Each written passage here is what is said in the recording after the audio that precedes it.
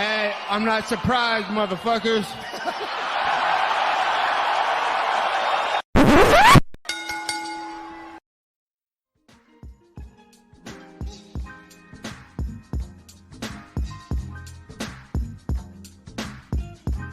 What is up, ladies and gentlemen? Welcome back to the Courtside Soundoff podcast today. I'm Josh Evanoff. He's the one and only Angel Ortega. It is UFC 266 fight week, ladies and gentlemen.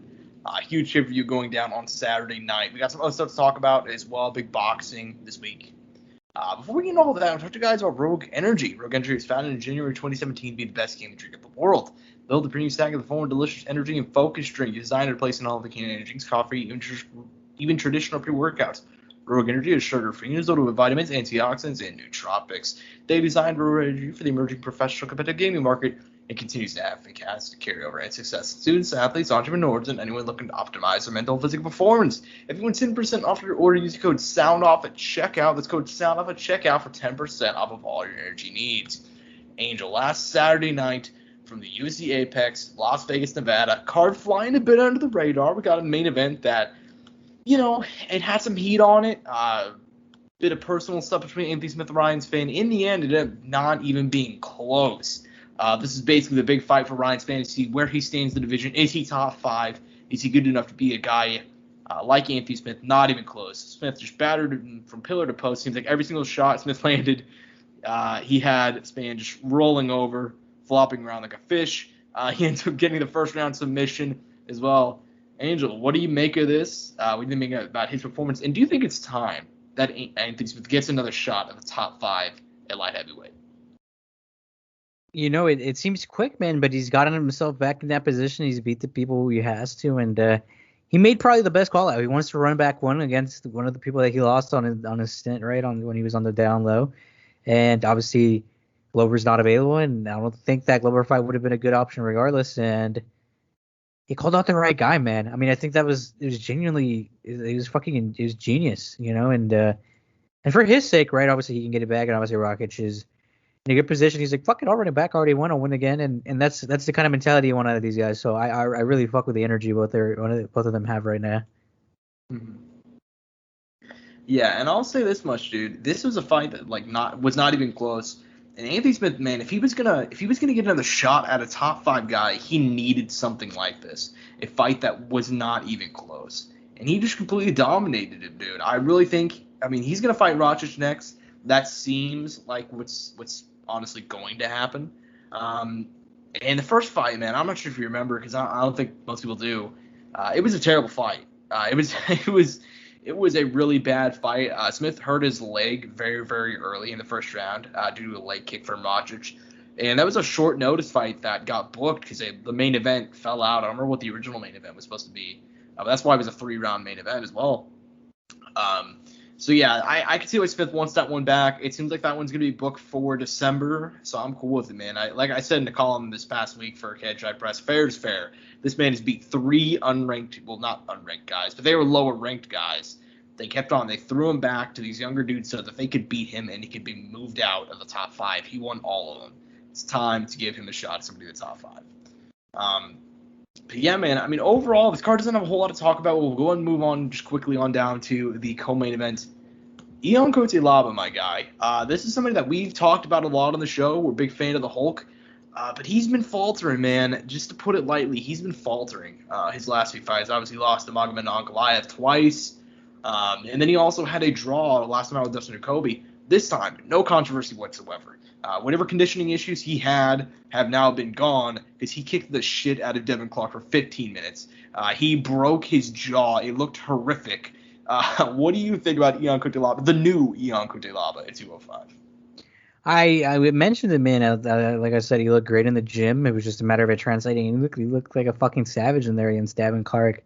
I mean, you know, I remember last week when you quoted, and you know, I wish I had it here perfectly to quote it, but you were like, dude, Devin Clark's a deceivingly tough guy, and I'm like, man, a little too tough for his own good, but man, I gotta respect him, man. That's one ton of son of a bitch right there, and teeth are all fucked up. He's gonna get them fixed, but great performance by Courtside, and obviously, hopefully, Devin Clark is feeling better and could get back soon, and obviously for his sake, get back on the winning path. Yeah, I think I said it on Twitter, but it's like Devin Clark put 100% of his points into heart and toughness. That was a tough one, man. That was a really, really tough one to watch, especially near the end there. I really thought he was going to get the finish. I believe round 1, Courtside got the knockdown. It seemed like he was going to get it. I don't know if it's round 1 or round 2. It seemed like he was going to get the early finish. And nah, man, it probably would have been better if he did. He had too much heart for his own good, like you said. And that one was a tough one to watch, man. I feel bad for Devin Clark because it truly felt like he turned a corner after that fight against Alonzo Menafield, where he got hurt very badly early on, and he had to persevere. And obviously he's fought 2 killers in Anthony Smith and Courtside, but it's just been 2 rough fights for him in a row. But as far as the rest of the fight card goes, man, a bit of a low-key banger. I thought the main card was actually excellent. But what are just some particular fights that you wanted to go and highlight from last Saturday? I mean, Josh, you know who we got to talk about, Josh. There's no question about it. Just get it started. You know who I want to talk about. You want to talk? Yeah. Arman Tsarukyan is a future champion. I don't care how many times I got to say it. I'm going to keep on talking about it. This is a guy that came into the UFC. He was 22 years old. He took it on 3 weeks' notice. He nearly beats Islam Makhachev. Nearly does it. He's destroyed everybody since then. Last Saturday, he destroys Kristios Giagos. Okay? Angel, how long is it until Arman Tsarukyan is champion? And if you don't say within the next year, you're wrong. Yeah, I think that's going to be a little difficult with the way the 155 division. Give it 3 years, 4 years. It's possible. It's possible. Yeah, he has a path to take. It's a tough path. And look, Josh, I don't know if you heard about this. Did you hear the fucking betting odds on him winning by finish? He's not a finisher, so I'm assuming they were pretty high. Well, no, that's actually the complete opposite. He is a finisher. He just never had a finish in the UFC. Yeah, you know what I'm trying to say, though. Yeah, he had never had a finish in the UFC, so the odds for him to win by finish in betting was fucking ridiculous. I don't know how much money – they said on the broadcast how much money you could have made if you predicted him to win by, I don't know, any finish. I don't even know if it had to be necessarily KO or submission. But it was something crazy, and I was just like, man, that is wild because prior to coming to UFC, he had like almost all finishes, and it was a variety of finishes and in a number of ways. I mean, and he finally got it. That was the big thing I think a lot of people wanted to see out of him was to get a finish win, Because obviously leaving a fight, getting to let it go to the cards is a big risk, as we know. And getting this finish win was just it was kind of like that stamp of kind of like approval for him. And now, I mean, dude, he needs a name, right? They got to give him a name. He's number ranked 13 right now. I mean, give him anybody, right? Like who is it? I mean, who's available? I mean, everybody's kind of booked, but he needs a name, man. It's time. You know what I actually think? I really, if Dan Hooker wins this weekend, they got to do Hooker versus Arman Tsarukyan. Those two have been talking. Well, I was gonna say they've been talking back and forth. They talked about some sort of short replacement type thing, but that's. I would like to see him fight either. It's got to be one of these next couple options. He's got to either fight the loser of Islam versus Dos Anjos, either Gregor Gillespie or Dan Hooker. It's got to be one of those 3. I think those are all great options. I'd say Tony Ferguson, but I'm not sure what Tony's doing right now. Tony's a weird. Yeah, I would say Tony's in a weird spot.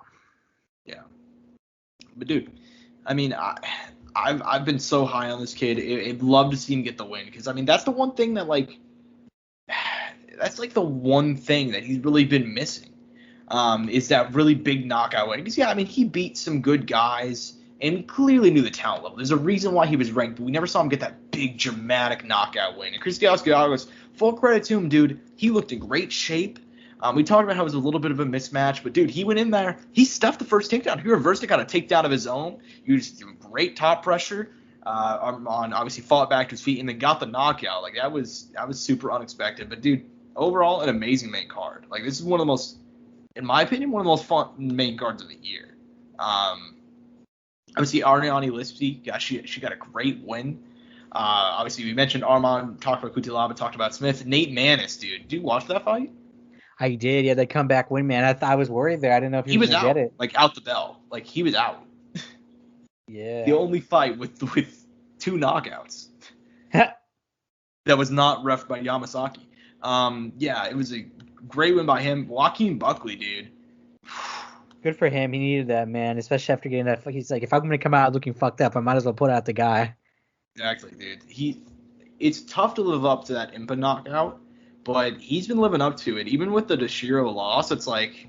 It was a freak finish, too, Yeah, he's solidifying himself as a kill or be killed guy, so it works out in a way. He's making his fights must watch. I mean, moving down just to the prelims as well. I mean, Raquel Pennington got a good win. She needed that. It was a very actual fun fight, in my opinion. Your girl Hannah Goldie got a really nice comeback win on the opening fight of the main cards, not main card prelims, excuse me. Emily Whitmire got cut actually, I believe yesterday, so that sucked for her. But shout out Hannah Goldie in her first UFC win, and I gotta talk about it, dude. I have hyped up this girl for so long. I keep on doing it. Erin Blanchfield, 22 years old. I've been talking about her. She was one of like the first, I'd say, 3 fighters that I kind of, when I first started covering Invicta, like, you know, going to the Fights Live, doing all that shit.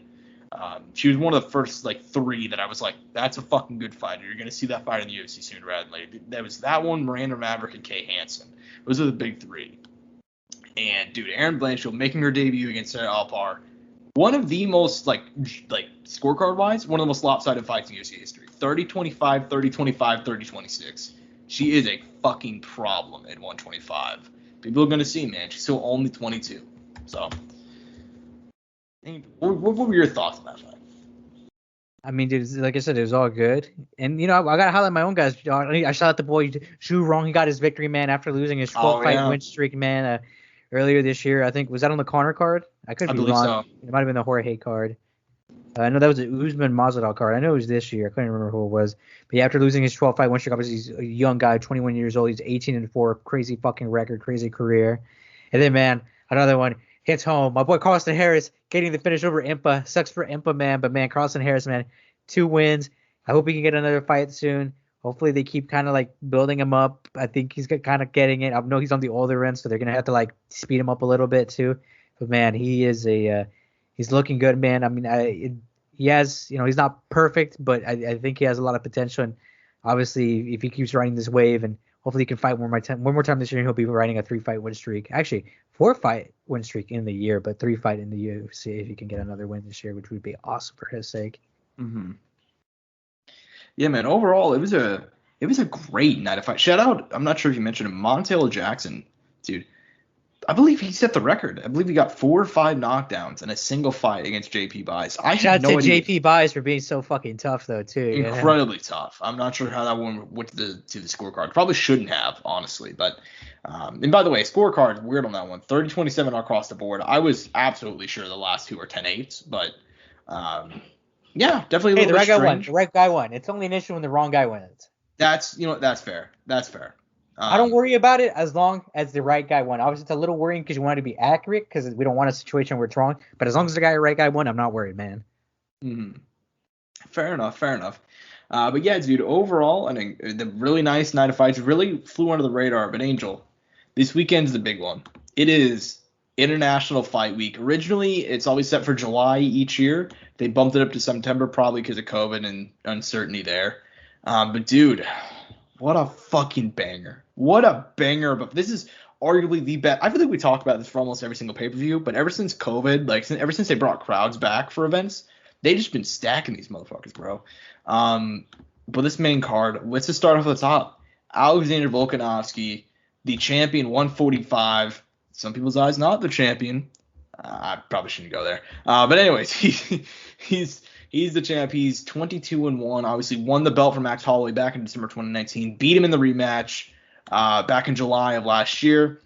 He's taking on Brian Ortega. T-City, obviously coming off of the greatest win of his career, in my opinion, where he just dominated Chan Sung Jung, the Korean zombie, last October. In a fight that really he was a massive, I don't want to say he's a massive underdog, but he was very much an underdog going into. We hadn't seen him in a long time. The last time we saw him was in one of the worst beatdowns in UFC history, back at UFC 231 in December 2018 against Holloway in his first title shot, I guess I should say. And now he's back, dude. This is very much a 50-50 fight in a lot of ways. I see a lot of people going Ortega's way, a lot of people going Volk's way. I think it's a great fight and a great matchup, but who are you leaning towards as of now? Oh, man. I'm sorry, I had a quick yawn there, but dude, I mean, banger of a fight, man. Obviously, both of these guys have entertained us throughout their whole, UFC career, and we see Brian coming back from that massive layoff. I mean, dude, he really reinvented himself, right? I mean, his striking had greatly improved.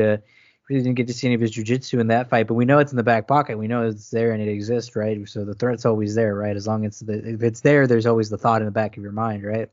Mm-hmm. And it's an interesting one for him, and for Alexander, it's a tough out too.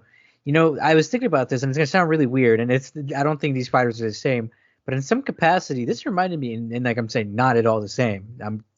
There's just some reminiscing things. It reminded me a little bit of Michael Chandler, Charles Oliveira, man.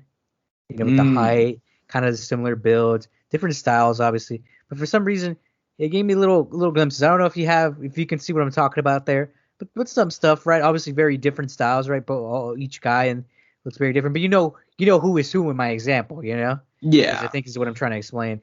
And I had some thoughts about that, and oddly enough, I kind of feel, in kind of the same way. I mean, I think that Alexander's a tough guy to submit. Obviously, like I said, kind of like I compared Michael when we had that fight. Short-limbed, right? Stubby guy. And once he gets sweaty and stuff, it's gonna be real hard to get him out of there, right? With a submission, I think early on, obviously, it's the most dangerous part of the fight. If Brian does end up taking it down, or if even Alexander ends up taking it down, and Brian, they call him T City for a reason. I mean, he has multiple submissions he's willing to chase, and he's a danger there. And obviously with the improved striking now, obviously with the spinning attacks, man, I don't know how that's going to work against a shorter guy. I mean, obviously they can land, but they'll be a little different. But they'll be there, so the threat's always there. It's a tough fight for Brian, like I'm telling you. And Alexander, I think he's comfortable in this matchup. I don't think he has anything weird. Obviously, there's a lot of stuff that could worry him, and a lot of stuff that's there, but I don't know. I feel like if I'm Volk, I'm feeling kind of comfortable. I don't know why that is. Mm-hmm. If I'm Brian, I think there's a lot more questions with you. With Volk, we kind of know what's up, and with Brian, I mean, he's been out, and I know he's come back, and it's one fight, but I don't think we've gotten to see the full repertoire, which is a good thing. I think that's dangerous, and that can show a lot, and obviously he keeps evolving and growing and looking good. As far as I'm picking, Josh, I might surprise you here. I'm going to pick Brian Ortega, man. I think he's going to get it done. I think he's going to get it done. Picking your big bro, huh? The big bro, yeah, the cousin of big bro status. I think he's going to get it done. I think he's going to beat Alexander the Great. Man, that's great. You know what's funny? I don't think we've ever picked Volkanovski on this show, ever. Either one of us. And it still not going to change. Not today. Not for me, at least. Yeah, look, dude, I'm hyped for this one. I think that this is I feel like a lot of the talk is not actually about the fights, about the other two fights on the main card. Well, I mean, obviously one of them is for a different reason. Not Diaz-Lawler, the other championship fight. I feel like it's talked about a lot, but I feel like this one's kind of flying under the radar a little bit in terms of its just the matchup itself. You can tell Volkanovski, man. I've watched the embedded. I called a little bit. His press conference is actually going on right now. If you guys are listening to it, it's gonna come out tomorrow. And I saw Volkanovski. Apparently, I read that at the press conference he was super pumped up. I guess he's mentioned about like how Ortega shouldn't even be here and that he's a drug cheat.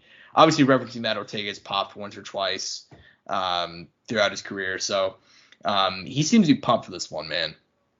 And I am going to make history. I'm going to pick Alexander Volkanovski for the first time in Courtside Soundoff history. Shit. Hopefully you're right for your sake, Josh. I just think, like, okay, whenever it comes to this, right, and it's a very interesting fight, I just think it's going to be a lot easier for Volk to impose his game plan on Ortega. Now, I am a little bit cautious because he had a really bad bout of COVID, but in training, he's looked good. He looks pumped, dude, and I really think that because of the way that the second Max fight went, where obviously we thought he lost. I'd say most people thought he lost, actually. He's not really getting the respect he deserves. That first fight, he completely shut Max Holloway down until the last round 4 or 5.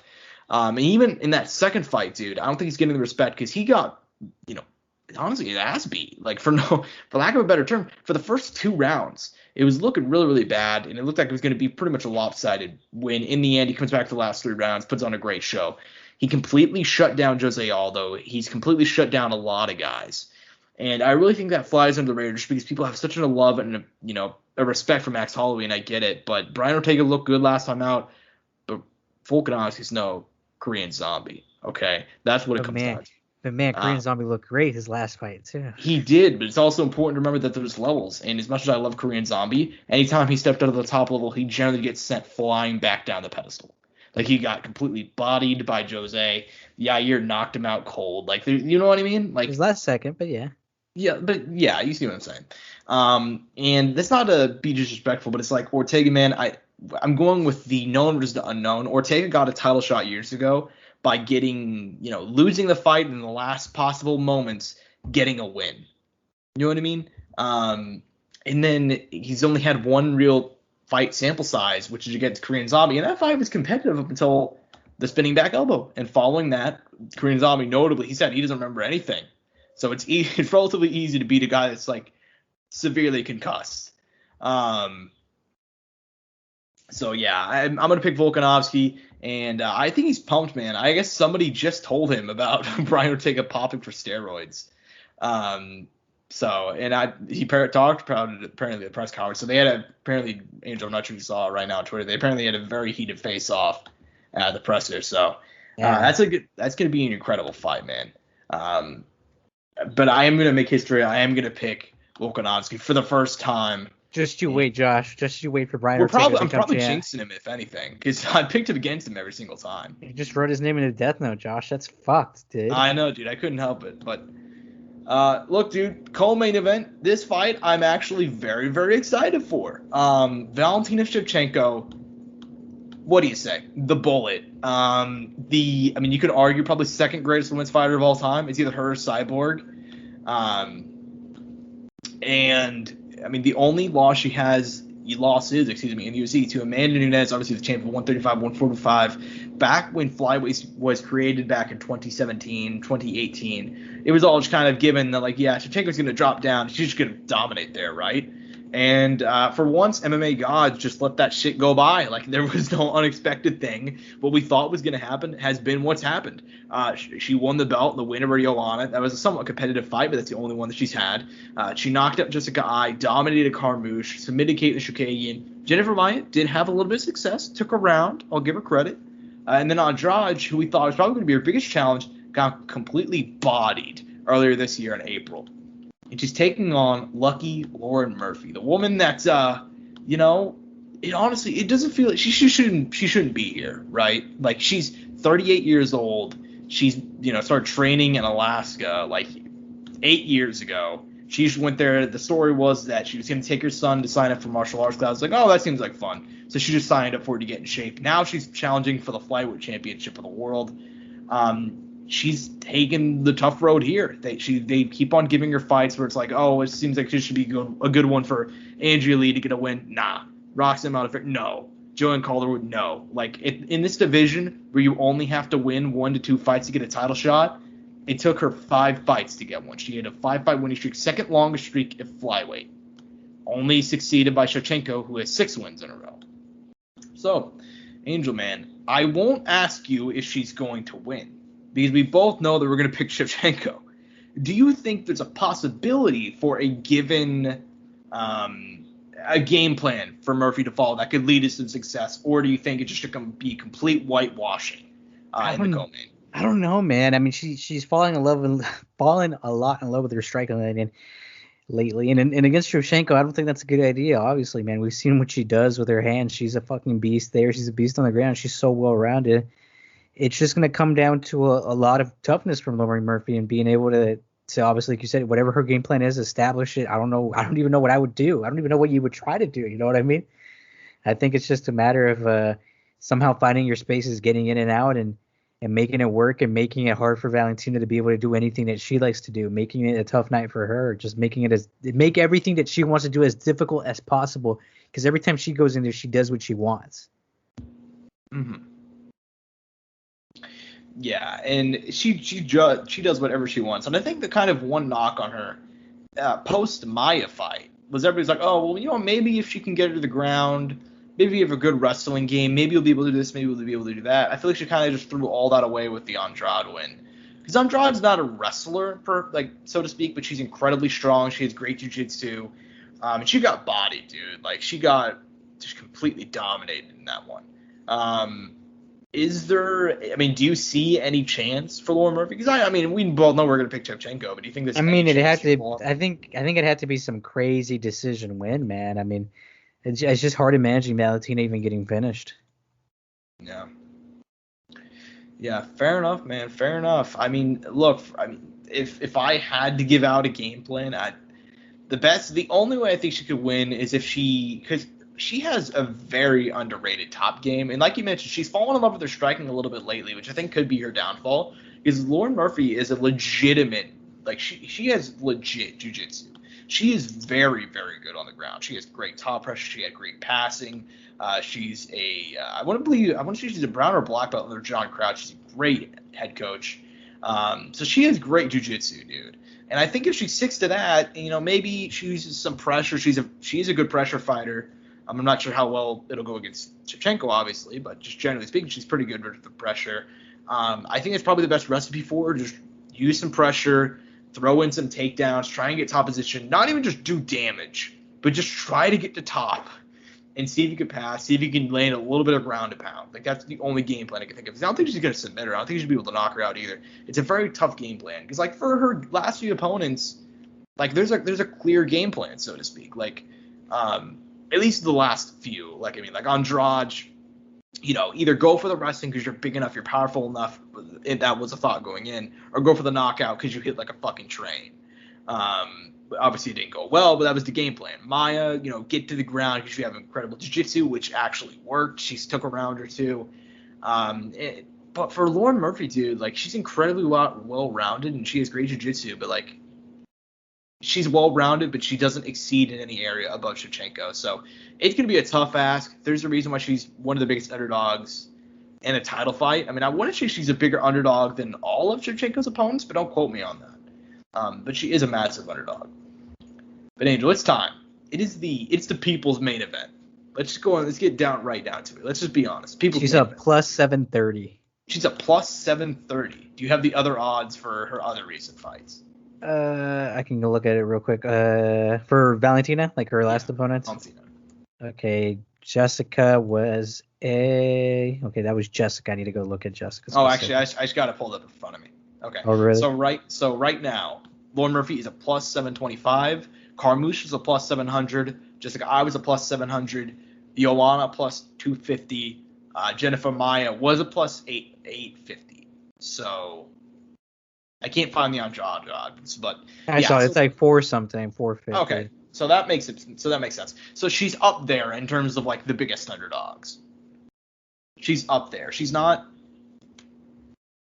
like top tier, but she's on the lower end of people having fucking Priscilla Cachoeira had actually better odds. So yeah, it's gonna be a tough ass, dude. I mean, I like Lauren Murphy a lot, and she's actually she's worn on me a lot during this whole build up. But it's gonna be tough. It's gonna be very, very difficult. But dude, it's go ahead. I know we didn't technically say it, but we're both thinking Valentina Shevchenko. So, it's hard. It's so hard, man. It's so hard with the dominance. I mean, how could you pick against her? I mean, you'd have to see something that no one else sees, literally. The only fight in which she's had at 125 where I could think there's a reasonable case was whenever she first fought Joanna, because at that time Joanna was still the number 1, number 2 at 115. So I could see that argument at that point in time, but every single fight since then, it's like, how the fuck are you gonna pick them to actually beat her? And it's so tough because that division right now, like, I don't see anybody who really stands much of a chance. I mean, obviously, there's other fighters down the line where, like, maybe if you give them a couple years of season, like maybe Erin Blanchfield, like I mentioned earlier, maybe Miranda Maverick, giving these girls some time. But the division is so bad that they're going to be there within the next year or two anyways, which won't be enough. And so they'll get destroyed when that time comes. So it is what it is. But, Angel, it's time. People's main event, Nick Diaz, ruthless Robbie Lawler. The first fight for Nick Diaz in 6.5 years. This comes 17 years after their first fight at UFC 44, I believe. So, dude, let's get right into this. It's hard to predict because we don't know how Nick Diaz is going to look. It's been 6.5 years off. It has not been a 6.5 years for, like, remember GSP stepped away for like 5 years and all he did was pretty much just train and like stay in shape. He just wasn't in the right mindset to fight. Nick Diaz has been partying, man, for the most part. Obviously, he's in shape now, but he really spent a lot of that time just partying, letting loose after a lifetime of fighting. So it has not been a kind 6.5 years away from the octagon. But he's back. He's taking on Robbie Lawler. Obviously, it's going to be a 5-round middleweight fight. It actually got moved up to middleweight, welterweight. It was welterweight at the start of the week. Now it's middleweight because Nick, I assume, did not want to cut weight. So, I mean, it's really tough to pick a winner in this sort of situation. There's so many unknowns. Angel, what do you expect come Saturday? I don't know what to expect, man. I don't know if I should expect anything. Should we expect anything, Josh? I think that's the better question. Should we have expectations for these two guys at this point in their career? I have the expectation of this. I don't think it's going to be a good fight in terms of like top tier MMA competition. Like it's not gonna look like a championship fight. But I think this has the potential to be a fun Bellator-esque old guy fight. You know what I mean? So from that lens, I do kind of have that expectation to where even in these guys' older age, I think they have the capacity to put on a fun fight. I'll say that. I mean, I can agree with that. I don't know if that's going to end up happening. I feel like I'll put it like this. I think Robbie Lawler is probably the right pick because he's been active. He's been fighting. If you look at his last couple of fights, I mean, he's been all been fucking killers. Like no one really in his age range. And obviously with Diaz, I mean, he's been out of the game so long, bro. And I think if you pick Diaz, it's for the culture. If you pick Robbie, it's because it's the right choice. You know what I mean? Mm-hmm. And it's just dependent on what you want to do. While sitting here and talking about this, I originally had Diaz as a pick, and it was for the culture. But I think Robbie Lawler is the right pick, and I'm gonna stick with Diaz. Culture. It's for the culture, but I'll stick with Diaz. You're gonna stick with Nick, okay? Yeah. Well, I mean, there's so many things going into this, and there's something that like I want to go ahead and say off the top is like, whenever we talk about guys like Robbie Lawler, and it's a reason why like a lot of legends go on to take longer beatings throughout their career. It's because what's gonna happen is, and we saw this recently with like Cerrone as an example. People look at them like losing like the top tier guys, and they're like, oh, well, they only lost the top tier guys. They still might have something left. Maybe they might have some juice left. They're just not fighting the right competition. And so then they'll throw them at younger guys, and they'll continue to get their ass beat because physically they might look great, but mentally they're not there. And Robbie Lawler has shown all of the attributes of being a completely washed fighter. Like, completely. The only time he had any bright spot was in the Askren fight, and he still lost that one. He got 50-43'd by RDA, in which RDA put a brutalizing beating on him. Askren submitted him, sure, put an asterisk next to it, but still. Obviously, Colby just completely dominated him. That wasn't even close. And Neil Magny, and this is the one that really flies under the radar. Everybody talks about the other two fights. Neil Magny dominated him. Robbie Lawler did not have an ounce of success in that fight, and Neil Magny, as much as I love him, is barely top 10 caliber. And it's not just that he's losing, it's that he's not doing anything. You know, people talk about washed fighters like it's their chin's gone or their power's gone. The biggest sign to me is that they're gun shy, is they won't throw anything. And Robbie Lawler has not thrown shit his last few fights. So for me, it comes down to picking of the known of Robbie Lawler, who I know is a washed fighter, versus the unknown in Nick Diaz. For that reason alone, I'm going to pick Nick Diaz, dude. I don't think Nick would take off. And he kind of alluded to, during an interview this past week, where he kind of alluded to the fact that, like, I hate fighting still. Like, Nick Diaz was that guy. Like, forever, he's like, I don't fight because I like fighting. I fight because it's my job. I'm good at it. It puts food on my table, but I hate fucking fighting. I hate doing press. He had that same vibe in an interview this last few weeks. Interviews over the last few weeks, I should say. He still gives me that same vibe. I think moving it up on short notice, I'm not going to look too much into the weight class thing. I am going to go and take Nick Diaz, dude. I'm picking versus the known washed Lawler versus the unknown Diaz. I don't know where Nick's at, but I know where Robbie's at, and it's not a good place. I'll put this question forth, Angel, because I know we just both picked Nick, mostly for the culture. But I'm going to go ahead and I'll put this one forth. But what happens? What's next for these guys? In a fight like this where neither one's ranked, it's very much a legends fight. They're going to give them 5 rounds just for the fuck of it. What happens, like, for Robbie Lawler and Nick Diaz if they get the win? I mean, Robbie Lawler either way is on his way out to retirement. Diaz, they'll try to push him as far as they can. I think Dana will try to get the most out of him. Obviously, money is going to be the big thing. But Robbie, win or lose, I think Dana still has the idea that I think he wants him out regardless at some point soon. He's obviously going to try to use him as much as he can, use the name as much as he can. But once he's done with him, he'll be done with him. Mm-hmm. So let me follow that up. Nick Diaz wins this. Obviously, he's a huge star, so on and so forth. What happens if he gets to win? Who does he fight next? They might make him fight fucking Leon, dude. They might do some crazy shit like that. Like they'll take advantage of him as much as they can. They'll see what it is. I'm saying the Jorge Masvidal fight makes a lot of sense. I've always said that too. I've always thought that made a lot of sense. I think it's the best possible choice. Make him fight Masvidal. That'll make stupid fucking money. You could do that in fucking California, Florida, anywhere. It doesn't fucking matter. Vegas, that card's gonna get fucking eyeballs on it. Mm-hmm. Yeah, apparently, I will say this. Apparently, Leon is gonna fight Masvidal next. Dana came out and said that in an interview earlier today. So apparently that's gonna happen. Good for Leon. I mean, yeah, so good for Leon, but get the win and get the title. Easy. And I mean, you called me crazy whenever you texted about this. I could see Nick getting a title shot if he wins.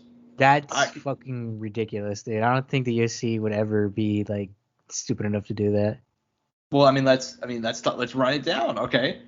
If they're booking Jorge versus Leon, and unless it's for that MSG card, which it might be, then that means that Usman's probably going to have to sit and wait around because neither one of those guys could come out. Hey, and fight. Let me tell you this: Usman is in no need of fighting soon, though, so it doesn't matter.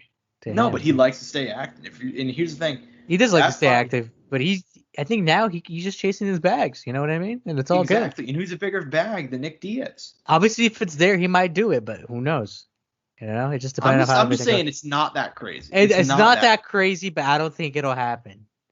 Okay, fair enough. I just think like if they're truly, it depends on when they're doing that Masvidal Leon fight. Because if they're doing it for like January or something, dude, Usman's gonna have some time.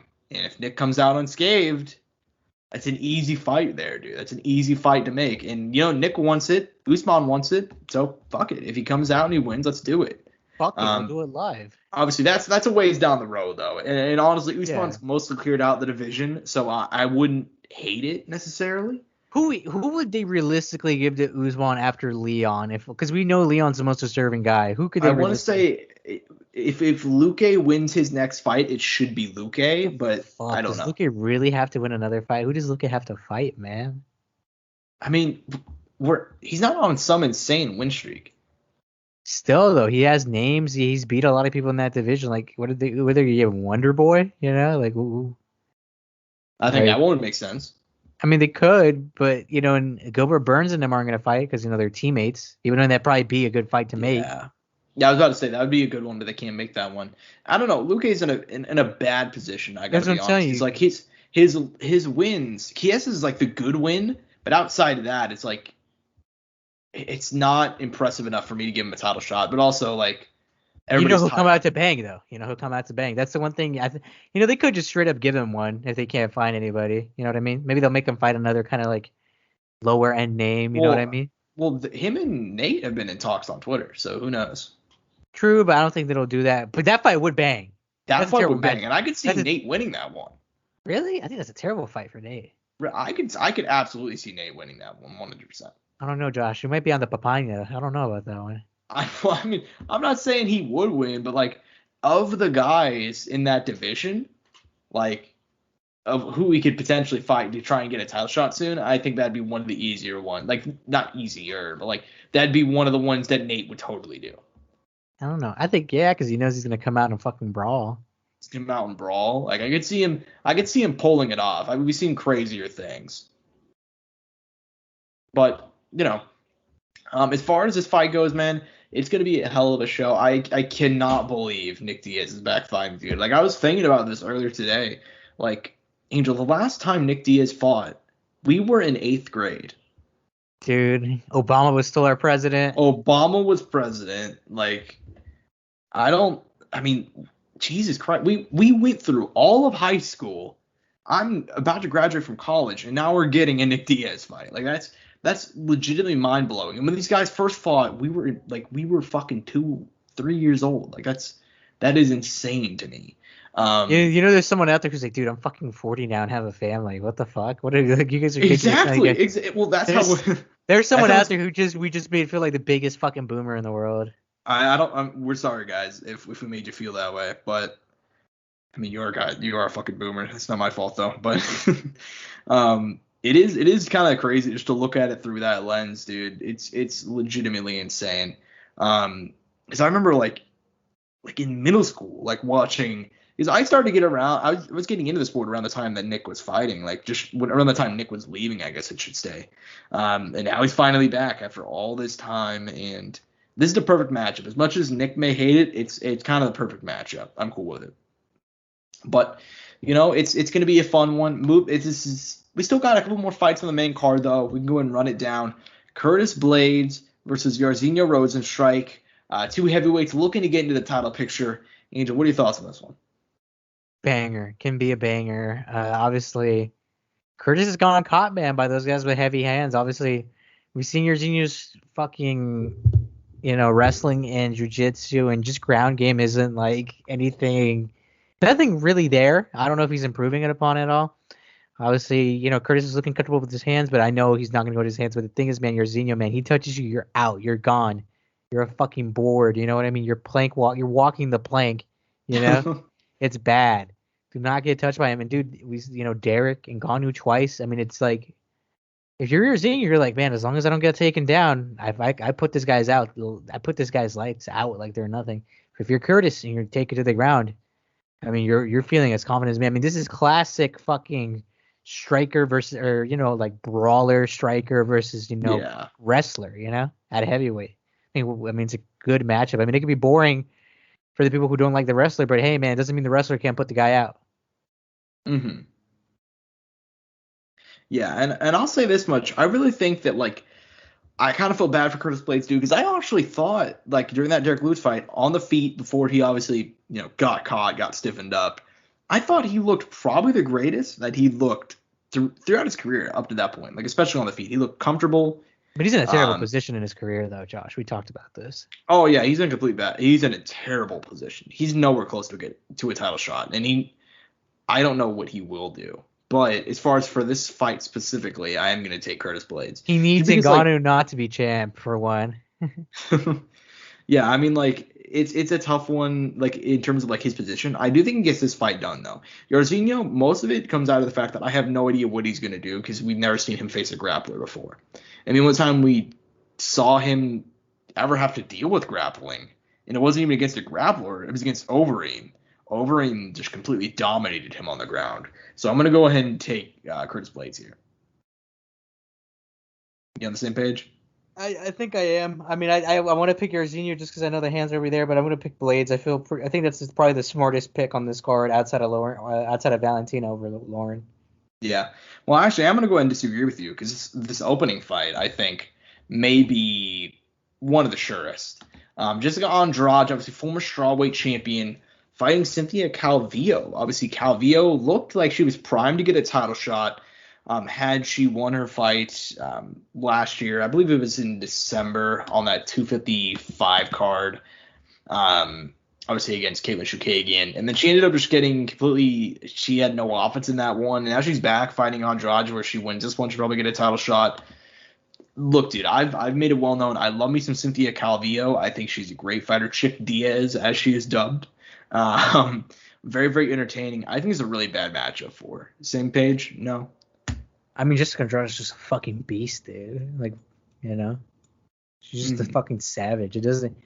She's one of those people that I feel like, and it's just because women's fighting doesn't get a lot of love, but she's so fucking good, dude. Really, honestly, she's such a tough and badass chick, and just for any girl, dude, she'll give a rough night. Obviously it didn't work out like that for Valentina, but dude, I mean, it's just that it just goes to show how many levels Valentina's ahead of all these other chicks, and Jessica Andrade is a tough bout for anybody. It just shows her greatness, and it shows how good, and it also just shows the gaps, which I know is not a good thing, but she's such a talented individual. It's insane. Mm-hmm. Yeah, and look, I mean, as much as Andrade got destroyed, I truly think that, like, after that fight, I think people forget how good she is. I mean, like I mentioned, she's a complete badass, and like it's possible just because that it is women's MMA that she doesn't get enough respect. But like, dude, she comes to bang every single fight. She is very, very entertaining. She has a great chin. She's always swinging for the fences. I think this is a terrible matchup for Cynthia Calvillo, and I'm somebody who's always been on that train, on that hype train. But I am gonna take Jessica Andrade here, dude. I think this is a terrible matchup to where if like it seemed like they were primed to like they gave Calvillo years ago. I'm not sure if you remember, but like whenever she first came to the UFC, she got a huge hype push. I don't remember the reasoning why, but she got. I think it was because she fought on back-to-back pay-per-view cards. Like she won one fight. I think it was UFC 209, and then UFC 210. Like she just wanted to get right back in there. She won both fights like dominantly, if I remember correctly. And they gave her a huge push. It seems like ever since UFC's had like a certain eye for her.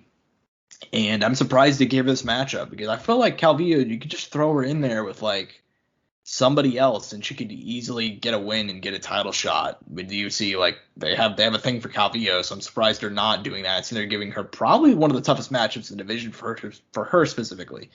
It is going to be a fun fight though. I'm going to take Jessica Andrade, but Angel, card's a pretty deep one, especially the ESPN prelims. What are some of the fights you want to go and highlight down the billing? I mean, man, we're just gonna make our way down, Josh. As simple as that, man. Marlon Merab, dude. I mean, what a fucking, at this weight class, what a banger. Obviously, Marlon.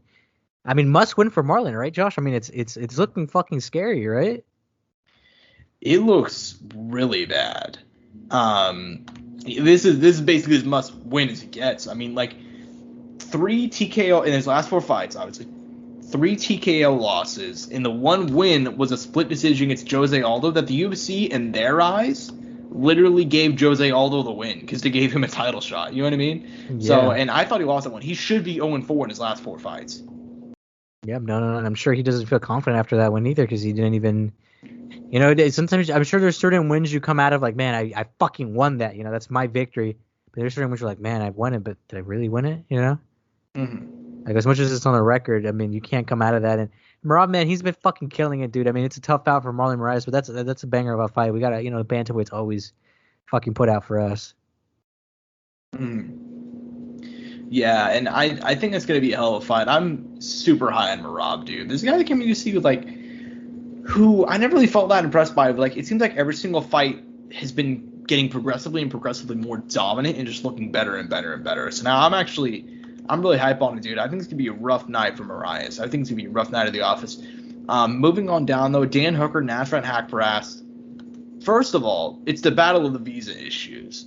I cannot believe that they're still making these poor guys cut down to 155 after they're both going to get into town. I don't know if Hooker's in town yet.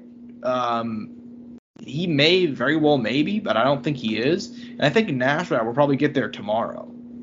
Like, he'll literally get off the plane to go cut weight and like, actually try and make weight for this fight, which is insane to me. Like, both these guys are still having to cut. Dude.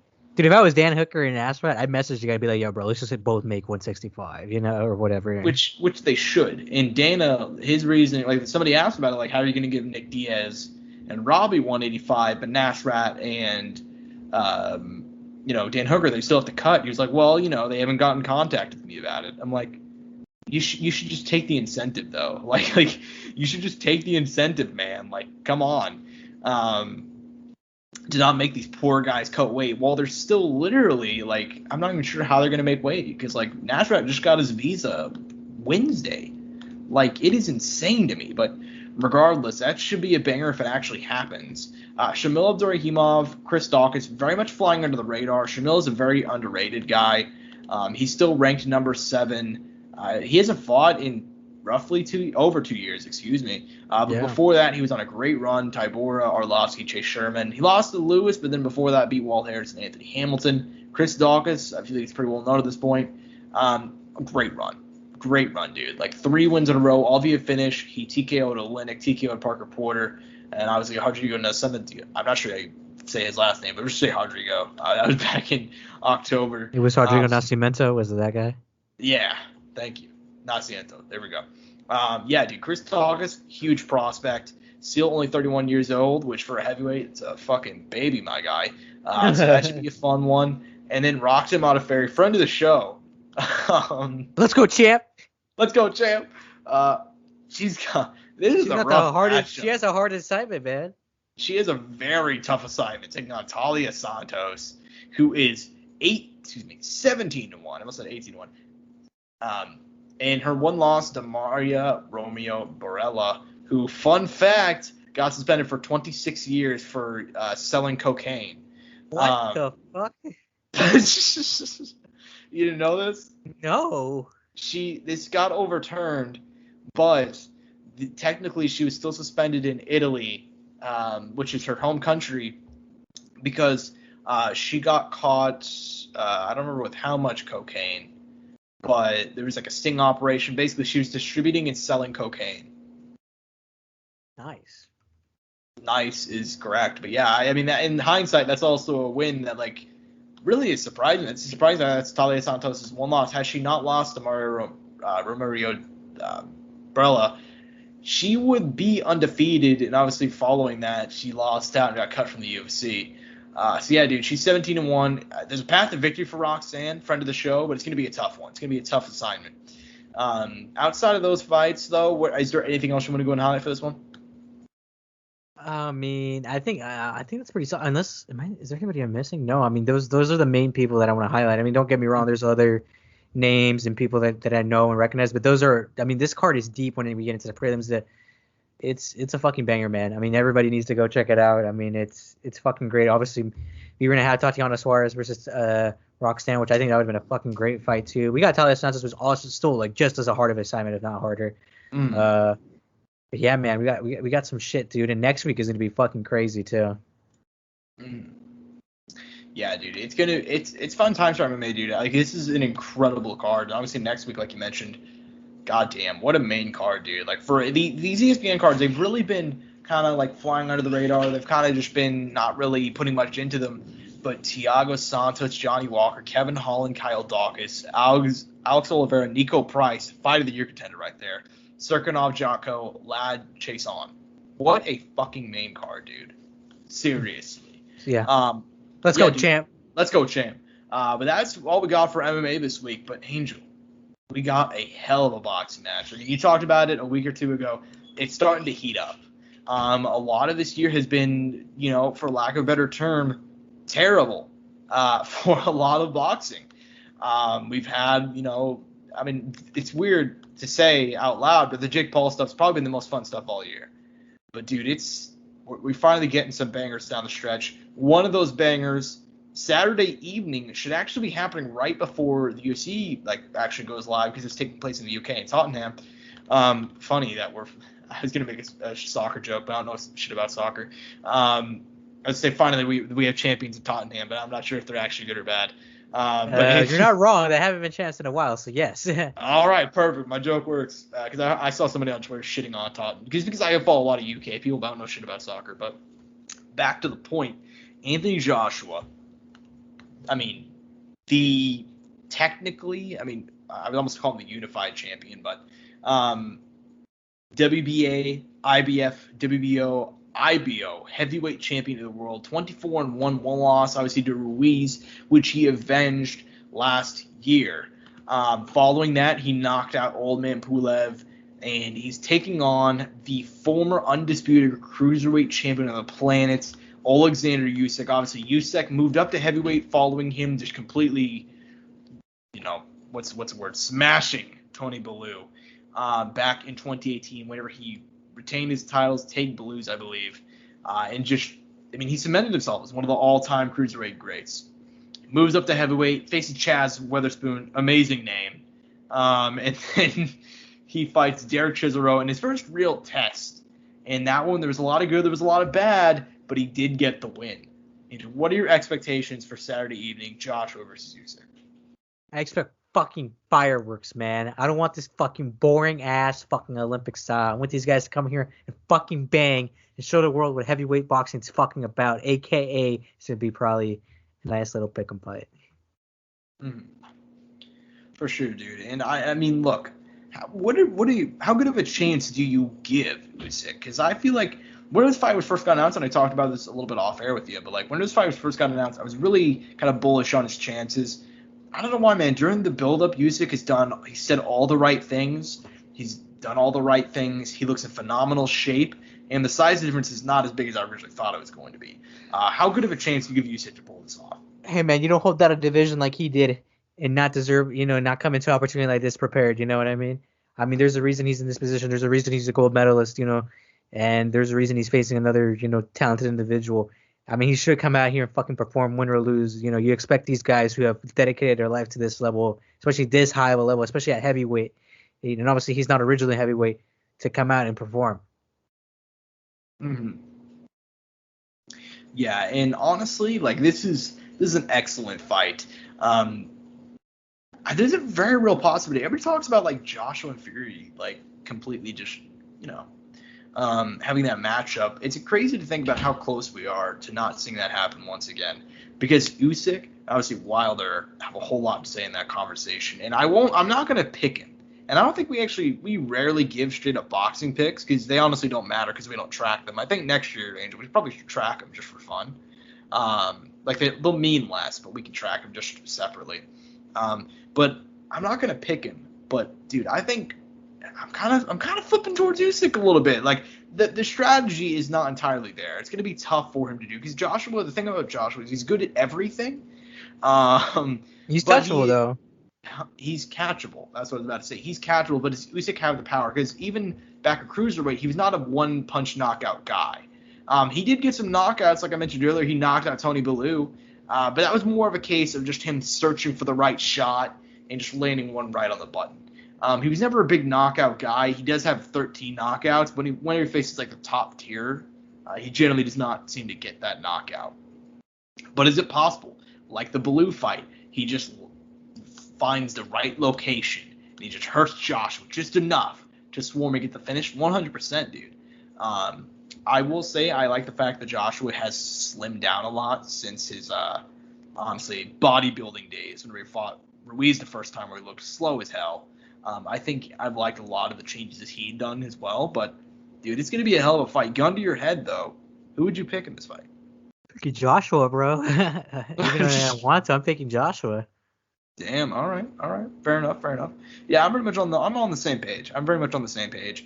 I'm gonna take Anthony Joshua, but I pick honestly doesn't matter for this. But I think it's gonna be a hell of a fight, dude. Like Usyk is undefeated, man, and he's truly stepping up to the plate. Like only 2 fights in at heavyweight. I don't count the Chaz Witherspoon one. No offense, but he's stepping up to the plate. No offense, Chaz. Yeah, shout out Chaz. No offense to him. But, like, I remember that fight build-up. I'm not sure if you do. Poor Chaz Witherspoon got the call in, like, 3 days' notice to go fight him. Fuck, that's terrible. Yeah, because he was supposed to fight Tyrone Spong, I believe. Originally, yeah. I remember that. Yeah, which would have been a hell of a fight, man. Incredibly underrated. But, yeah, as far as that goes, I believe that's all there is for boxing this week. I will say this much. The undercard, it's honestly one of those rare undercards that is interesting. This is obviously on DAZN, but we got Campbell Hatton, obviously the son of Ricky Hatton, is opening up the card. Callum Smith is back. Lawrence Okoli is back. Actually, a pretty fun boxing card. Wait, Ricky Hatton's son is fighting? What the fuck? You didn't know that?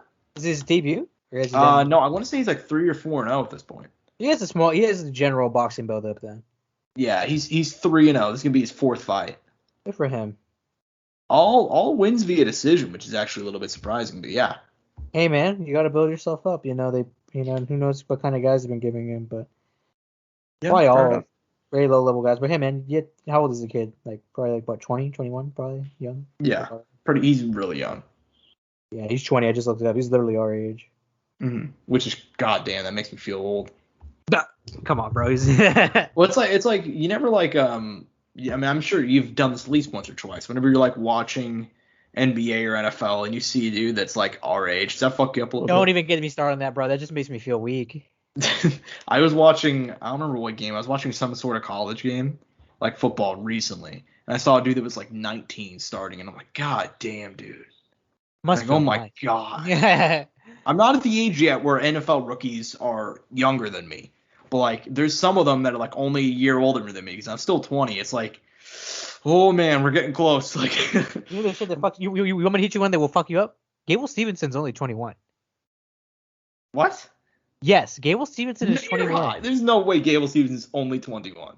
He looks older with the facial hair, but if He you take looks out the old facial, as shit, dude. If you told me he Gable does look- Stevenson was 27, I would have. No, I thought he was Gable like 25. no, he's 21. Holy shit. 21, yeah. What am I doing here? A fresh 21. Like, I'm going to turn 21, and he's still going to be 21 before his birthday comes. Dude, And then what he'll be am I 22. doing? Not enough, I guess. We have to go fight Josh. We got to get on TRT and start fighting people. Shamrock FC, here I come. Shamrock FC, Road FC. Sign me up, baby. Sign me up. I'll box Ben Askren. Triller, where you guys at? Let's go, champ. Give me the contract. I'll sign it. I'll beat him up. I'll do it. Yeah. I'll fight Joe Rogan. I would not fight Joe Rogan. Is it a smart idea? No, but I'd love to make that money. Actually, I take that back. I would fight any fighter. Because here's the thing, is like I'll fight any fighter because I know I won't win. Like if you I love the honesty. I know I won't win. Like if you throw me in there with like there are certain like could I fight CM Punk and win? I think CM Punk is the only UFC fighter in the roster that I could beat in a fight. The only one. Oh come on, Josh, you could beat Chase Hooper. No, Chase Hooper would submit me 100%. Well, in MMA, if we're talking like boxing, like I think I'd have a better chance against like Ben Askren or something. But like pure MMA, I think I could only beat CM Punk in a fight. But here's the thing: is I would submit immediately. I would immediately jump down and tap, or I would just let him kick the shit out of it because I could use the cash. Like you tell me you would not step in there to fight just for like 25 seconds, take a fall, bend a knee, bend the knee to triple C. Okay. I mean, I'm not one of those guys that like you ever like. I'm sure you've seen online. The people, it's like whenever like somebody like misses a kick in the NFL or some dude misses like I could have done that. Or like whenever some guy fights and like they lose the fight, so, dude, why didn't you do this? It's like I don't have any delusions that I could beat anybody in the UFC. Like I'm not that delusional. I think I could beat a wolf in a fight, and that's basically it. Like, but yeah, I mean, got a bit off topic here, but yeah, I would 100%. Road FC, sign me up, bro. I will fight. Hongman Choi, 100%. Oh my god. I will immediately do I'll immediately roll for an omoplata. I'll do a flying omoplata, and if that doesn't work, I will tap immediately. I hope so. But yeah, Angel. Corner stoppage. What do you say? Corner stoppage. No, I'm gonna pull the old Connor. I'm gonna tap immediately and just pretend that I didn't tap. Just like Doctor stoppage, like just start yelling and shit. But Angel, man, we would have got a little bit off topic there. What is there anything else you want to go and say before we close out? I think we wrapped it up goodly, man. I think we got a solid one. I think we got a solid one. Well, hope you guys enjoyed this week as always. At Courtside Sound for stuff relating to the show, I'm at Josh Evanoff. Follow me as always. Follow him at Angel_01. Feel free to give us a review on iTunes, subscribe on Spotify, subscribe on YouTube. Our numbers have been popping off for this last month. We appreciate that as always. We hope you guys enjoyed the show. Peace and bud grease. Mouse click.